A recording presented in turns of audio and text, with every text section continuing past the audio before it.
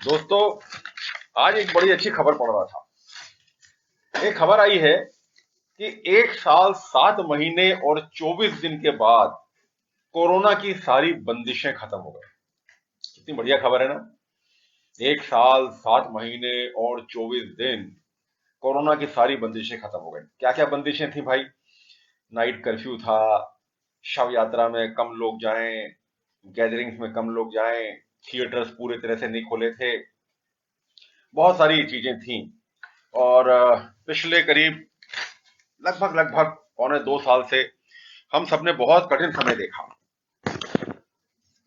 अब कोरोना का प्रकोप कुछ कम हुआ है, सरकार ने सारे दरवाजे खोल दिए हैं।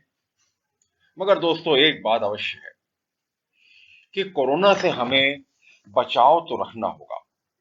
कोरोना ने हमें दो चीजों की तरफ आगाह किया है। ये दोनों चीजें टोटल और टोटल सफाई को लेकर है। कोरोना ने हमें बताया है कि हमें किस तरह से अपने आप को सुरक्षित रखना है। और उसमें सबसे पहले जो मैं आपसे बात करना चाहता हूं वो है, कोरोना ने हमें तीन चीजें बताई हैं। सबसे पहले बताया है कि हमें किस तरह से अपने हाथों को साफ रखना है, क्योंकि जो भी गंदगी है प्रत्यक्ष रूप से या अप्रत्यक्ष रूप से इन हाथों के द्वारा ही हमारे शरीर के अंदर जाती है। आप देख लीजिए, आपके हाथ शरीर के अंदर जो भी सामान जाता है, खाना जाता है या जो भी पानी आप पीते हैं, वो सब हाथों के द्वारा ही संभव होता है। और जब हाथ साफ नहीं हो तो वो कहीं ना कहीं पर बीमारी को सीधे और सीधे आमंत्रित करते हैं। तो एक चीज कोरोना ने हमको सिखाई है कि आपको अपने हाथ साफ रखने हैं। और हाथ साफ करने के लिए जो हमारा मिथक है हमारे प्रदेश में, वो बड़ा अजीब है कि हम नल के नीचे हाथ रख के इस तरह से धो लेते हैं और कहते हैं हमारे हाथ साफ हो गए, जबकि ऐसा बिल्कुल नहीं है। हाथ साफ करने का अपना प्रोटोकॉल है जो कोरोना ने हमें सिखाया है।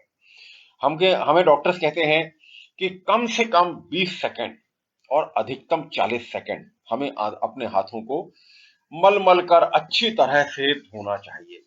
क्योंकि देखिए, जो गंदगी होती है वो कहाँ होती है? गंदगी होती है हाथों की जो लकीरें होती हैं, उन लकीरों के अंदर गंदगी फंसी होती है। और या फिर नाखून जो हैं, उन नाखूनों के अंदर गंदगी फंसी होती है। अब गंदगी नाखूनों के अंदर कैसे फंसती है? क्योंकि जिस समय नाखूनों के अंदर गंदगी जाती है तो उसे चारों तरफ से प्रोटेक्शन मिलता है, एक सपोर्ट मिल जाता है वॉल का, और फिर हवा लगती है तो वो गंदगी वहां पर जम जाती है। हम जब हाथ धोते हैं तो हमारे हाथ इस तरह से नीचे होते हैं, और जब नीचे हाथ होते हैं तो पानी नाखूनों के ऊपर से निकल के नीचे चला जाता है। हम उसको इस तरह से थोड़ा बहुत ऐसा कर लेते हैं और हम सोचते हैं हमारे हाथ साफ हो गए, जबकि है नहीं ऐसा। वो गंदगी जिस वक्त हम दाल भात बढ़िया हाथ से मल मल के खाते हैं, हाथ से तो अच्छी तरह उसको लेकर जब हम खाते हैं, तो वो जो दाल है जिस समय इन नाखूनों की गंदगी से टकराती है तो वो सब उसमें आपस में विलय हो जाता है और वो सब गंदगी हमारे शरीर के अंदर जाती है। खासकर हमारे साउथ इंडियन भाई बहन इस चीज का बहुत ख्याल रखें। तो इस तरह से गंदगी हमारे शरीर में जाती है। और दूसरी गंदगी जो हमारे शरीर में आती है वो कहां से आती है? वे गंदगी आती है जो वातावरण है। जो वातावरण है, वातावरण में प्रदूषण है। वातावरण में हम जब एक दूसरे से बात करते हैं तो हमारा थूक दूसरे के मुंह पे जाता है, दूसरे का थूक हमारे मुंह पे आता है। इसको प्रोटेक्ट करने के लिए कोरोना ने हमको एक और चीज दी है, और वो है मास्क। मास्क हमारे जीवन का अभिन्न अंग अब बन जाना चाहिए। जिस तरह से हम सुबह अपना साफ रुमाल निकालते हैं, उसी तरह से हमको साफ मास्क निकालने की आदत अब डालनी होगी। और दोस्तों, आज भी मैं बताऊं, जहां तक मैं साफ रुमाल की बात करता हूं, 70% लोग रुमाल का उपयोग नहीं करते हैं। पर जो करते हैं उनके लिए बहुत अच्छी बात है कि वे साथ में मास्क का उपयोग, सुबह अपना एक नया मास्क भी निकालें।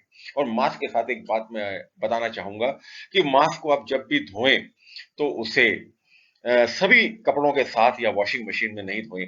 उसे अलग से जब आप नहा रहे होते हैं तभी थोड़ा सा एक सर्फ लगा के, साबुन लगा के उसको धो सकते हैं। तो एक तरह से जो गंदगी और कहीं हो सकती है तो वो बची रहती है।